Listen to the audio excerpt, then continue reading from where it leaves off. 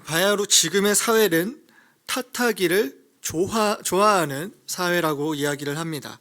세대 갈등이 날로 격해져가는 사회를 보게 되고, 또한 젠더 갈등, 이념 갈등, 또 국제적인 사회 속에서의 갈등들, 어느 누구도 타협의 메시지보다는 누군가를 탓하며 공격하고 자신들이 우월하다는 것을 증명하고자 애를 씁니다. 단지 우리 사회뿐만이 아니라 세계적인 움직임 속에서 우리는 분노가 가득 찬 모습을 보게 됩니다. 그렇다면 우리의 삶의 영역은 어떠합니까? 이따금 우리가 예배로 나아오지만 삶의 많은 영역이 이해되지 않고 분노가 일어나는 그런 상황들이 너무나 많이 일어나고 있지 않습니까? 도대체가 이해할 수 없는 직장 상사, 이웃집 주민, 같은 커뮤니티 안에 있는 누군가, 때때로는 가족, 친척까지. 왜 사람이 꼭 저래야만 하는가? 도대체 왜 이렇게 악한 모습을 보이는 걸까? 이러한 마음이 분노가 되어서 때때로 하나님께 질문하기도 합니다. 주님, 도대체 사람들이, 도대체 이 문화가 왜 이런 겁니까? 이걸 해결하셔야 하시는 거 아닙니까? 하나님은 지금 어디에 계신 겁니까? 우리의 주변의 삶 속에서 일어나는 수많은 모습을 보며 우리의 마음 가운데도 분노가 자리 잡고 있지는 않은가 생각합니다. 저는 오늘 말씀을 나누면서 분노밖에 남지 않은 이 죄악 속에서 에스라는 어떻게 하나님의 은혜를 보게 되었는지 함께 깊이 묵상해 보기를 원합니다. 죄악이 만연한 상황 가운데 그 시대 속에서 자연스럽게 분노가 일어나는 그 상황을 보며 어떻게 하나님의 은혜를 보았는지 몇 가지 살펴보며 말씀을 나눠보겠습니다. 첫 번째로 우리가 은혜를 보기 위해 가장 먼저 할 것은 분노가 아닌 죄를 인정하고 애통하는 것이 필요하다는 것을 봅니다. 오늘 에스라는 예루살렘에 도착해서 가슴을 찢는 소식을 듣게 됩니다. 1절을 보면 이일 후에 방백들이 내게 나와 이르되 이스라엘 백성과 제사장들과 레위 사람들이 이 땅 백성들에게서 떠나지 아니하고 가나안 사람들과 헷 사람들과 브리스 사람들과 여부스 사람들과 암몬 사람들과 모압 사람들과 애굽 사람들과 아모리 사람들의 가증한 일을 행하여. 에스라가 도착하자마자 방백들이 에스라에게 나와서 이렇게 이야기하는 겁니다. 이스라엘 백성들과 제사장들과 레위 사람들, 한마디로 그곳에 온 모든 사람들이 이 땅 백성에게서 떠나지 아니하고 그들이 하는 가증한 일을 행하고 있다라고 이야기합니다. 예루살렘 성전이 다시 세워진 지 얼마 되지 않았습니다. 기쁨으로 주님을 예배하며 예배를 세운 것이 얼마 되지도 않아서 이들의 모습은 어떠합니까? 다시 죄악 중에 거하는 것이 아무렇지 않게 그들의 문화 속에 섞여가는 것을 보는 것이죠. 에스라가 하나님 앞에 귀한 마음을 품고 하나님의 인도하심으로 예루살렘에 도착하자마자 들은 소식이 이거라니. 에스라의 놀람은 이루 말할 수 없었을 것입니다. 성경은 이 소식을 들은 에스라의 모습을 이렇게 묘사하고 있습니다. 내가 이 일을 듣고 속옷과 겉옷을 찢고 머리털과 수염을 뜯으며 기가 막혀 앉으니. 속옷과 겉옷을 찢고 머리털과 수염을 뜯었다는 것이 무엇입니까? 애통하며 슬퍼했다는 것입니다. 그 애통과 슬픔이 너무나 커서 주저앉아 있는 에스라의 모습을 보는 것이죠. 저는 이 에스라의 모습을 보며 죄의 모습을 인정하는 우리의 모습이 어떠해야 하는지 생각해 보게 됩니다. 에스라는 자신의 잘못이 아닌 이스라엘 백성들에게 일어난 이 죄악된 현상일지라도 그는 현상이 아닌 죄에 대해서 인식합니다. 그리고 그 죄악들을 인정하는 행동을 보이는 것입니다. 죄를 인정한다는 것은 죄에 대해 슬퍼하고 통곡하는 것입니다. 우리는 본능적으로 나의 죄악을 숨기고자 하는 성향이 있습니다. 죄를 보았을 때 나의 죄악에 대해서는 가볍게 여기거나 숨기는 것이죠. 그렇지만 외부에서의 죄악된 모습은 좌시하지 않습니다. 사람이 어쩌면 저럴 수 있나? 어쩜 이런 죄악이 판을 치느냐?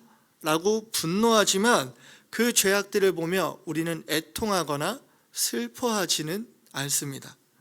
그 이유는 내가 죄라는 것을 온전히 인정하고 있지 않기 때문입니다. 이 죄라는 것은 나뿐만이 아니라 모두에게 속한 가장 수치스럽고 부끄러운 사건임을 인정하지 않을 때 우리는 외부에게는 엄격하지만 나에게는 관대한 모습을 보이게 되는 것이죠. 하지만 에스라는 어떻게 하고 있습니까? 외부의 죄악된 모습을 보며 마치 자신도 그런 죄악을 저지르는 자임을 고백하는 것입니다. 5절에서 6절을 보면 저녁 제사를 드릴 때에 내가 근심 중에 일어나서 속옷과 겉옷을 찢은 채 무릎을 꿇고 나의 하나님 여호와를 향하여 손을 들고 말하기를 나의 하나님이여 내가 부끄럽고 낯이 뜨거워서 감히 나의 하나님을 향하여 얼굴을 들지 못하오니 이는 우리 죄악이 많아 정수리에 넘치고 우리의 허물이 커서 하늘에 미침이니이다. 에스라는 그들의 죄악된 소식을 듣자 애통하며 옷을 찢고 근심하다가 이내 하나님 앞에 무릎을 꿇고 손을 들며 기도합니다. 무릎 꿇고 손을 든다는 건 전적으로 하나님 앞에 모든 것을 내어드렸다는 표현입니다. 그리고 에스라는 이렇게 죄를 인정하며 고백합니다. 내가 부끄럽고 낯이 뜨거워서 감히 나의 하나님을 향하여 얼굴을 들지 못하오니. 그리고 에스라가 어떻게 고백하는 것이죠? 우리의 죄악이 우리의 허물이라고 고백합니다. 여기서 기억해야 할 것은 에스라가 지금 막 예루살렘에 도착했다는 것이죠. 논리적으로나 상황상 에스라가 잘못한 것은 없습니다. 현상만 놓고 보면 에스라는 이런 기도를 드릴 이유도 없습니다. 오히려 어떻게 이들이 이렇게 패역하게 살고 있느냐라고 분노할 권리가 에스라에게 있지 않겠습니까? 그렇지만 에스라는 죄라는 것을 인정하고 있기에 한 몸으로서 우리의 죄라고 고백합니다. 자기를 낮추고 한 공동체로서 나도 그들과 똑같은 죄인임을 하나님 앞에 고백하며 하나님께 통회함으로 나아가고 있는 것이죠. 사랑하는 성도님들, 세상의 죄악들이 보이십니까? 공동체에 죄가 보이십니까? 내 주변에 죄들이 보이십니까? 혹시 그들을 향해, 세상을 향해 분노하고 계십니까? 복음 안에 살고 있는 우리 그리스도인들은 에스라처럼 우리도 그들과 같은 죄인이라는 사실을 잊지 않기 원합니다. 분노와 정죄보다는 나도 그런 죄인임을 인정하는 것, 그리고 주님 앞에 부끄럽고 낯이 뜨거운 마음으로 나아가는 것, 이것이 은혜가 보이는 출발점입니다. 내가 죄인이라는 사실을 인정할 때 우리는 그때서야 진정으로 주님 앞에 무릎을 꿇고 손을 들 수 있습니다. 진정한 회개는 자기 변호가 아니라 철저한 자신의 인정으로부터 시작됩니다. 그때 우리는 잘잘못이 아니라 모든 것이 죄라는 것으로부터 시작되었음을 고백하며 나도 죄인임을 말하고 형식이 아닌 두 손을 들고 간절하게 주님 앞에 은혜를 구하게 될 것입니다. 오늘 이 시간이 우리에게 죄인임을 인정하는 시간, 모든 것을 탓하며 나를 변호하는 시간이 아니라 주님 앞에 나아가며 애통하는 우리가 되길 예수님의 이름으로 축복합니다. 우리가 죄를 인정할 때 우리는 모든 것을 탓하는 것이 아닌 이것을 인정하게 됩니다. 무엇이냐면 바로 하나님의 선하심, 또 다른 말로 하나님의 공의를 인정하게 됩니다. 에스라 9장 7절을 같이 한번 읽어볼까요? 우리 조상들의 때로부터 오늘까지 우리의 죄가 심함에 우리의 죄악으로 말미암아 우리와 우리 왕들과 우리의 제사장들을 여러 나라 왕들의 손에 넘기사 칼로 죽으며 사로잡히며 노략을 당하며 얼굴을 부끄러움에 하심이 오늘날과 같으니이다. 에스라가 죄를 인정하며 주님 앞에 나아갔을 때 예루살렘에서 벌어지는 백성들의 죄악들을 다시 보게 됩니다. 어떤 것을 보게 되는 것이죠? 우리 조상들의 때로부터 오늘까지 나를 예외로 두지 않고 어떤 현상이 아닌 죄 자체를 인정하는 이 과정에서 우리가 보게 되는 것이 있습니다. 원죄를 보게 되는 것이죠. 세상의 모든 죄악, 그것은 나의 태생부터 주님 앞에 죄가 심했기 때문에 나의 죄를 진심으로 인정하자 내가 죄가 심한 존재였구나 라는 것을 보게 되는 겁니다. 내 주변에서 일어나는 일들, 때로는 내가 탓하고 있는 모든 상황들, 모든 것이 하나님 앞에 죄악됨으로 인한 결과라는 것을 보게 되는 것이죠. 하나님이 잘못된 것이 아니라 하나님은 공의롭고 선하신 분이기에 그 결과를 우리에게 보게 하신다는 것입니다. 그것을 깨닫고 고백하는 것이죠. 우리가 진정으로 죄인이라는 것을 인정할 때에 우리 안에서 깨닫게 되는 것이 있습니다. 첫 번째는 죄의 경중이 없다는 것. 그리고 주변의 죄악 또한 나의 모습과 다르지 않다는 동질감을 느끼게 됩니다. 여러 방법론들을 말하겠지만 결국 참 부끄럽고 연약한 죄인이라는 것을 깨닫는 것 말고는 우리에겐 어떤 것도 없다는 사실을 느낍니다. 그러면서 어떤 것을 보게 되는 것이죠? 이 모든 상황이 내가 보고 있는, 내가 겪고 있는 이 모든 것이 우리의 죄의 결과라는 것, 하나님의 공의로우심으로 이루어진 것임을 보게 되는 것입니다. 어느 누가 나빠서도 이게 잘못되어서도 아니고 인간이라는 존재가 하나님 앞에 죄인이기에 그 결과를 우리는 끊임없이 경험하며 살고 있을 뿐이라는 것이죠. 형태만 바뀌었을 뿐, 시대만 바뀌었을 뿐 반복되고 있다는 것입니다. 그제서야 우리는 분노가 아닌 진심으로 애통하고 통회하며 주님께 기도하게 되는 것입니다. 더 이상 어떤 것을 탓하는 것이 아니라 주님 앞에 납작 엎드리며 공의로우신 하나님의 자비를, 그분의 넓은 사랑을 은혜로 인도해 주실 것을 진심으로 구하게 되는 것이죠. 죄를 인정하면 내게 이해할 수 없는 것들이 납득되기 시작됩니다. 그 납득은 하나님의 공의로우심으로 이루어진 결과일 뿐이라는 것을, 세상의 어떤 방법도 우리의 죄됨으로 인한 문제들을 해결할 수 없다는 것을 깨닫습니다.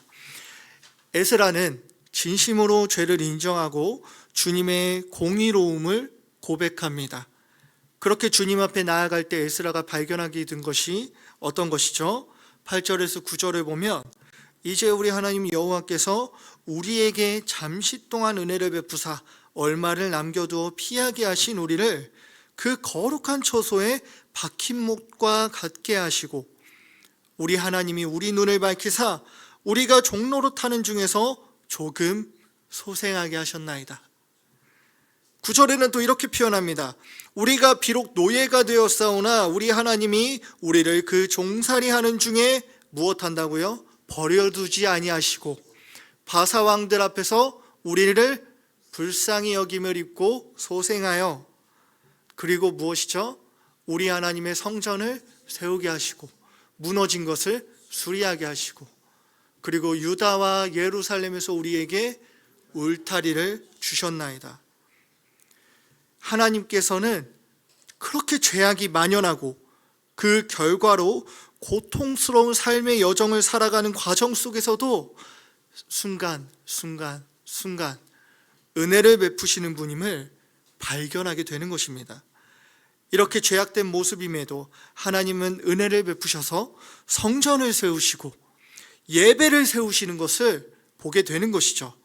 성전이 지어지고 예배를 세웠지만 여전히 무너지고 죄와 섞이는 것이 쉬운 우리들은 다시 죄악 속에서 허우적거리고 있겠지만, 때를 따라 도우시는, 은혜를 부으시는, 인도하시는 주님을 보게 되는 것입니다. 우리가 죄를 인정하고 주님의 공의 앞에 엎드리며 진심으로 애통하고 간절히 주님을 바라볼 때 보이지 않는 하나님의 손이 그때서 보이는 것이죠. 여전히 우리를 향해 일하시는 하나님의 손길이 내가 그것을 인정하고 애통하는 그 순간 발견된다는 것입니다. 왜 회개가 우리의 믿음을 더하고 주님 앞에 나아올 때 회개가 동반되어야 한다고 이야기하는가라고 생각할 때 이것이 가장 중요합니다. 우리가 좋은 날이라는 것이 성립되려면 안 좋은 날이 어떤 것인가라는 전제가 있어야 합니다. 행복하다라고 이야기하려면 행복하지 않다라는 순간이 어떤 것인지가 전제가 되어야 합니다. 왜냐하면 이런 것은 비교군이 있어야만 성립되는 말이기 때문입니다. 좋은 날, 행복한 날은 항상 존재하지만 우리가 행복하다, 좋다라고 표현하는 그것, 다시 말해 좋은 날, 행복한 날은 이것을 발견하려면 그와 대조되는 무언가가 꼭 있어야만 한다는 것이죠. 숨 쉬는 것으로 우리는 행복해하지 않습니다. 왜죠? 당연하니까요. 그렇지만 숨을 못 쉬고 고통스러웠던 경험을 하고 있는 그 사람이 다시 숨을 쉬게 된다면 당연하게 숨 쉬던 숨은 이제는 정말 귀하고 소중한 숨이 될 것입니다. 마찬가지로 하나님의 손은 여전히 우리를 향해 일하고 계십니다. 그리고 여전히 이 세상 가운데 하나님의 강한 손이 주장하시고 이를 풀어가고 계십니다. 하지만 그것이 우리에게는 너무나도 당연하게 흘러가기에 인식하지 못합니다. 죄도 마찬가지죠. 너무나 당연하면 죄가 죄인 줄도 모르고 사는 것처럼 말이죠.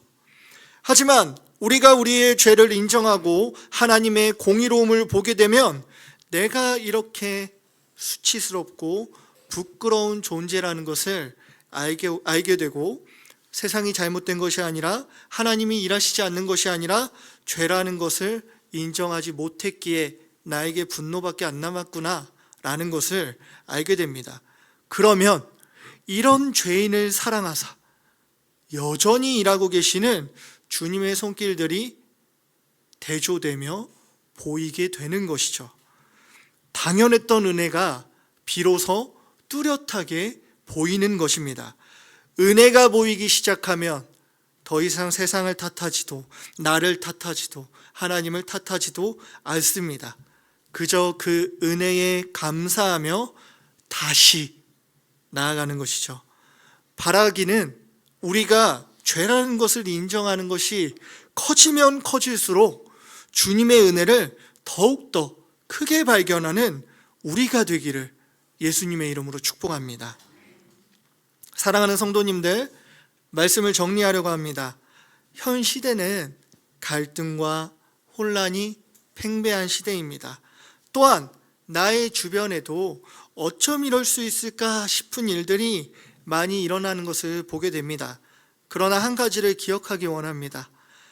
그들이 특별히 나쁜 것도 아니고 나의 주변의 환경이 잘못된 것도 아닙니다. 그저 죄라는 것의 결과가 그것뿐이라는 것을 우리는 보고 있을 뿐입니다. 세상에 불만족하고 계십니까? 주변에 분노가 있으십니까? 때때로는 하나님이 어떻게 이럴 수 있느냐라고 질문하고 계십니까? 하나님은 나의 영역 속에서 여전히 일하고 계시지 않은 것처럼 느껴지는 상황이십니까? 먼저는 보여지는 현상이 아닌 죄, 그 자체를 인정하는 우리가 되길 원합니다.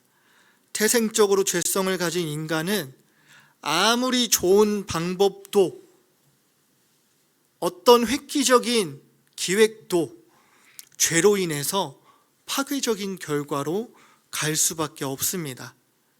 단순히 어떤 상황이 누군가가 특출나게 나빴다기보다는 나부터 시작해서 모두가 죄인이기에 하나님의 공의에 의한 결과를 우리는 경험하는 것입니다. 하나님의 공의로움의 결과는 무엇인가요? 뿌린 대로 거두는 것을 보는 것입니다. 죄로 뿌려 죄의 결과를 보는 것이죠. 죄를 인정하고 그 수치와 부끄러움이 크게 다가올수록 우리는 분노가 아닌 진심으로 애통하고 주님밖에 없음을 고백하며 무릎 꿇고 두 손을 들고 나아갈 수 있을 것입니다. 그렇게 주님 앞에 죄를 인정하고 애통할 때에 이전에 보지 못했던 주님의 손길들을 보게 될 줄 믿습니다. 주님은 한결같이 우리에게 은혜를 부어주고 계십니다.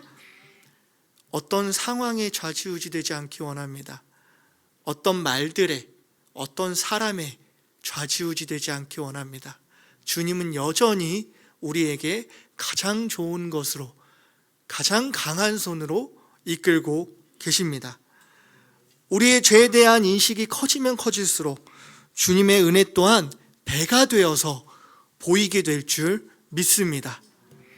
나의 삶의 영역 속에서, 세상 속에서, 한 시대 가운데 죄를 인정하며 애통함으로 주님 앞에 은혜를 구하는 저와 여러분이 되길 예수님의 이름으로 축복합니다.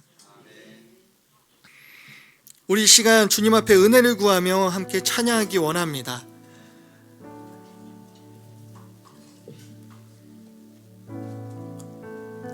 죄라는 것을 인정하는 건 참 힘든 일입니다. 왜냐하면 나라는 사람을 거부하는 과정이기 때문입니다.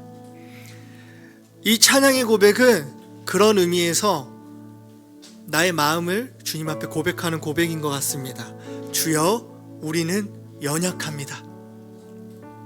우린 오늘도 힘겨워하고 오늘 하루도 실수합니다. 그렇지만 한없는 주님의 은혜는 온 세상에 넘칩니다.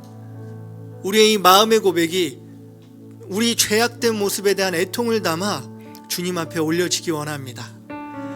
이 시간 우리 찬양하며 주님 앞에 나아가겠습니다.